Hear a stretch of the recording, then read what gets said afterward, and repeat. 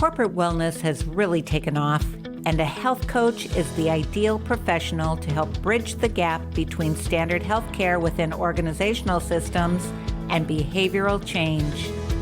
A corporate health coach focuses on helping to inspire and advise employees on how to make better choices in support of their health and wellness goals based on their lifestyles.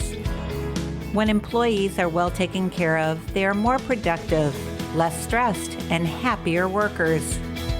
Health coaches also make a positive impact on a corporation's bottom line by helping improve medical compliance, employee health and reduced absenteeism, employee performance and productivity, lower healthcare costs.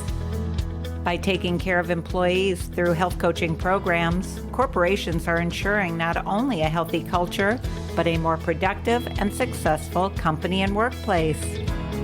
Of course, with training as a functional diagnostic nutrition practitioner, you will have the skills and tools that separate you from other practitioners. This is why FDN health coaches never run out of potential clients, making them the most successful in the world of health and wellness. And that's it for this week's Functional Diagnostic Nutrition Blog of the Week. Isn't it time you help your clients on a deeper level?